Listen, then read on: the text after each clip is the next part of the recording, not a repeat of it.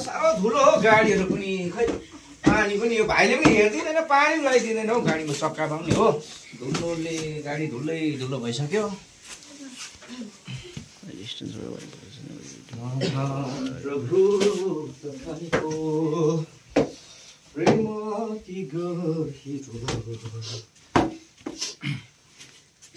अब जानुपर्छ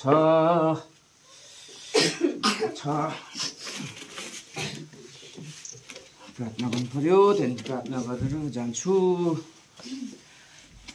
महान जीवित परमेश्वर तपाईँलाई धन्यवाद दिन्छु आजको सुन्दर दिनको निम्ति यस घडीको निम्ति तपाईँले रातभरि सुरक्षा दिनुभयो यो आजको दिनलाई देख्ने मौका दिनुभयो तपाईँलाई धन्यवाद दिन्छु अनि फेरि पनि मेरो यो गाडीको यात्रा छ गाडीमा जाँदा हुँदी आउँदा हुँदी चलाउँदा गाडीको सबै पूजाहरूमा तपाईँको सुरक्षा आशिष रहेको होस् जबसम्म फेरि फर्केर घरमा आउँदैन तबसम्म यो गाडीको यात्रामा तपाईँ मेरो साथमा रहनुहोस् येशू ख्रीष्टको नाउँमा आमेन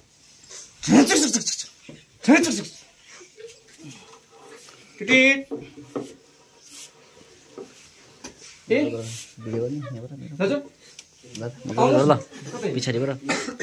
मजाले गर्नु मलाई म चाहिँ प्रभु येशू हो जो माथि परमेश्वरले मलाई पठाउनु भएको संसारमा मानिसहरूको पापको निम्ति है पापको निम्ति मानिसहरूलाई पापबाट निकाल्न लागि चाहिँ मलाई चाहिँ परमेश्वरले पठाउनु भएको म चाहिँ प्रभु येशू ख्रीष्ट छु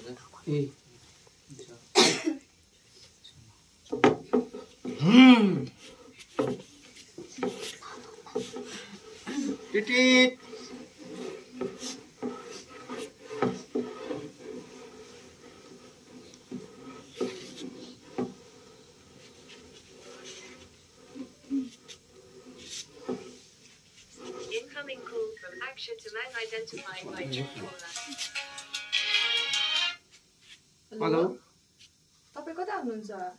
ए म यहाँ अहिले भर्खर घरबाट निस्किँदैछु भन न तिमीले फोन गरेछ त भन न बिहान त्यति राम्रो बात पनि भएको थिएन भन आज तपाईँ र म घुम्नु जाउँ भनेर म त बाटोमा निस्किरहेको थिएँ नि तपाईँलाई पर्खिरहेको थिएँ ए ल अचानक कस्तो सरप्राइज प्लान हो ल जाउँ केही छैन ठिकै छ उसो भने आऊ न म बाटोमै हिँड्छु कि तिमी बाटोमै हो म आउँदै गरेको हुन्छु ल हुन्छ म तपाईँलाई पर्खिरहेको छु ल ओके डार्लिङ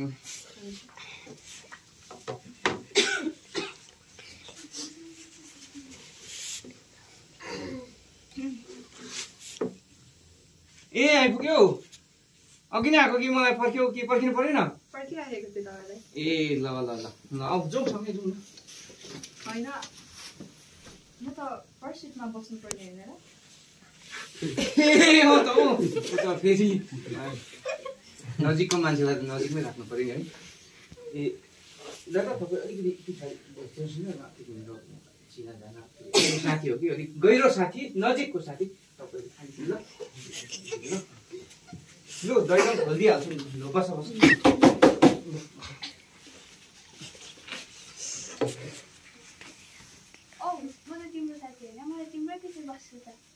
के गर्नुभएको तपाईँले मेरो यस्तो मिल्ने साथीलाई चाहिँ फेरि मेरो पछाडि नराख्नु हुने तपाईँ फेरि साथी लिएर आएछ मैले किन तिमीलाई साथी लियो भनेको थियौ अन्त एक्लै आउनुपर्छ नि जानु घुम्नु भन्छ फेरि साथी बोकेर आउँछ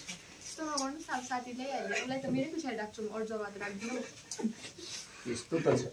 ल फेरि रिसाउनुमा छिटो फेरि हो ल उसो भने दुःख दिनु पऱ्यो कि उहाँ फेरि साथीहरू भनेपछि त आफ्नै सँगै हिँडेको सँगै पढेको नि त तपाईँ अलिकति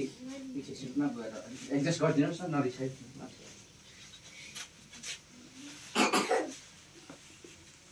ल भयो ल भयो नमस्ते तपाईँहरू सबैजनालाई तपाईँहरूलाई स्वागत छ मेरो नवमी छेत्रीको ब्लगमा अनि तपाईँहरू देख्न सक्नुहुन्छ यति मजाको भ्यू है आज हामी तिन ब्लकबाट टिस्टा जाँदैछौँ अनि अब हामी गाडी आउँदैछ र हामी गाडी रोकेर यही गाडीमा जानेछौँ यहाँ उभिरहेको त्यहाँ उयो छ नि उहाँ त एकदम प्रचलित एकदम भ्लगर पो हुनुहुन्छ त उहाँलाई हाम्रै गाडीमा लानुपर्छ हौ हो र उसको त भनेपछि फ्यान पनि निकै होला है फ्यान फलोवर्सहरू पनि है भनेपछि कमाइ पनि राम्रै होला है अब तिम्रो साथी फेरि यो एरियाको त टप भ्लगर्स हो लानै पर्ने भयो उसो पनि है लानु त अब तिमी भन्छ भने त लान्छु ल होस् अब यहाँ फेरि प्रचलित भ्लगर हुनुहुँदो रहेछ हो मलाई फेरि जानै पर्ने हुन्छ फेरि अब अहिलेको समयमा अहिलेको सिचुएसनमा भ्लगरहरूलाई हामीले प्रोत्साहन दिनै पर्छ जग्गा दिनै पर्ने हुन्छ तपाईँलाई अलिकति म सिटमा एडजस्ट नरिसाउनुहोस् है फेरि ल अनि म चाहिँ गाडीमा चढिसकेको छु अनि उहाँ चाहिँ हुनुहुन्छ ड्राइभर अनि उहाँ चाहिँ हुनुहुन्छ उहाँको आफ्नो मान्छे ल जाउँ है ल टिडिट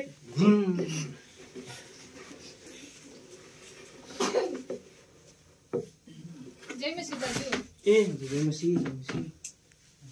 म उही परसम्म गएको नि सेवामा ए हाम्रै मण्डलीको पनि हुनुहुँदो रहेछ हौ स्याउनु जानुभएको ठिकै छ यसो पनि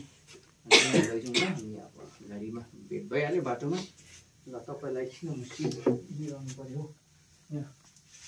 अन्त उहाँ फेरि हाम्रो आफ्नै मण्डलीको बहिनी भेट्यो कि अन्त उहाँलाई त नलगी भएन उहाँ पनि विचलिन भएर बाटोमा बसिराख्नु भएको रहेछ म उहाँलाई यसरी यहाँ राखिदिनुहोस् न तपाईँ अलिकति दुःख गरेर पछाडि बसिदिनुहोस् न ल भयो बस्नुभयो हजुर सबैजना रोक्नुहुन्छ हाम्रो न त्यो दिशा चिनेको मान्छे भेटिरहेको छ मण्डली पऱ्यो नि त फेरि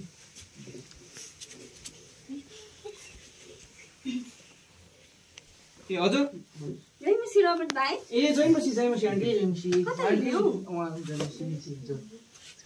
कता हिँड्नुभयो एकछिन यहाँ परसम्म नि एकछिन अन्त निस्किएको हजुर हामी सङ्गतिमा गएको के अलिक पुऱ्याइदिन्छौँ किन यहाँ बढी हुनुहुन्छ हिँड्नै सक्नुहुँदैन कि उहाँलाई अलिक साह्रो पर्छ ए उहाँ फेरि वृद्ध हुनुहुन्छ बिचरा मण्डलीको आमा उहाँलाई पनि अलिकति साह्रै परिरहेको रहेछ जग्गा त अलिअलि भए पनि तर मिलेर बस्नुपर्छ भए पनि ल अब नलैजाउँ पनि अब त्यस्तै हो अब ल उसो पनि तपाईँहरूलाई तिमी साथीलाई दुःख दिन्छ उहाँ बढीलाई अलिकति मिलाएर राखिदिनुहोस् कि अनि तपाईँ चाहिँ अलिक पछाडि सिटमा बसिदिनुहोस् र उहाँलाई एकदम वृद्ध मान्छे छ हामीले अलिकति हो उहाँलाई मिलाएर राखिदिनुहोस् तपाईँ खाली गरिदिनुहोस् त्यो जग्गालाई पछाडि गरिदिनुहोस् ल आउनुहोस्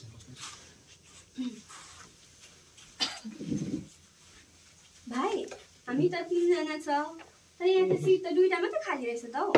एहे अलिक मिलाइदिनु हौ ए हुन्छ उसो एकछिन ह्यान्डब्रेक तान्नु ढुङ्गा लगाइराख्छु ल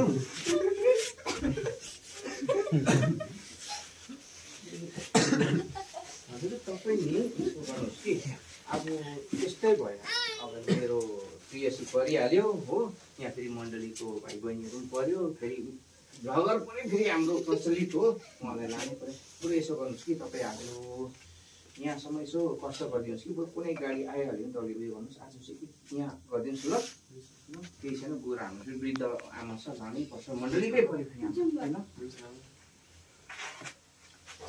हुन्छ बस्नुहोस् है बस्नुभयो बढी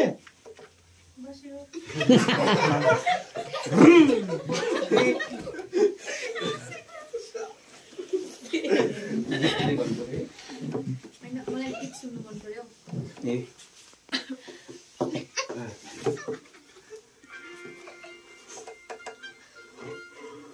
गीत राम्रो छ नि होइन यस्तो गीत त नसुन्ने हो मलाई त आजकलको प्रचलित गीतहरू मनपर्छ जन राईको गीत सुनौ न तिमीले भनेपछि नलाउनु पनि भएन युट्युबबाट खोजेर भए पनि प्ले गर्छौँ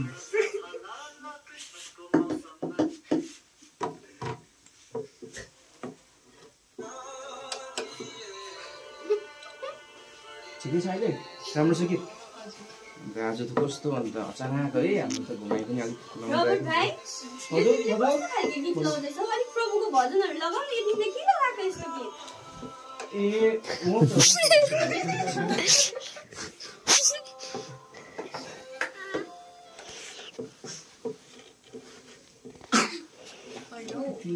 कति दिन बाद घुम्न आएको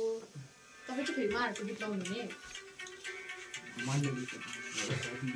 बुझ न तिमी आज चाहिँ विचार गर न अब अरू बेला म उयो गरेर आज चाहिँ तिमी कोअपरेट गर न नरिसाउ न त्यसरी ल तपाईँले मैले भने गीत बजाउनु भनेर म त्यहीँबाट उठ्छु होइन त्यसो नभनु त्यति छ त्यस्तो चाहिँ नगर ल बरु मै उत्रिदिन्छु अहिले फेरि स्टेज गरेर ल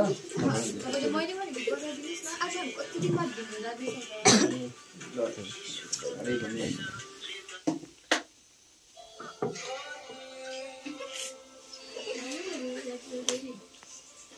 बढी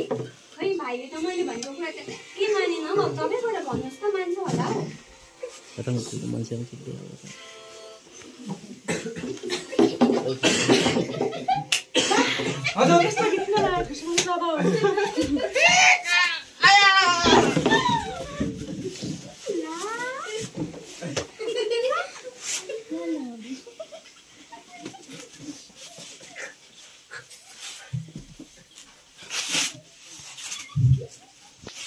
बढी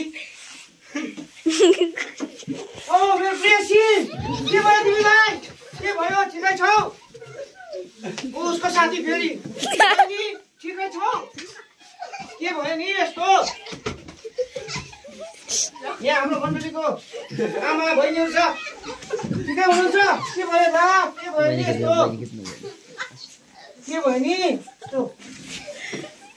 के हुन गयो नि आजकै दिनमा यस्तो के भयो नि आजको दिनमा किन यस्तो घटना ममाथि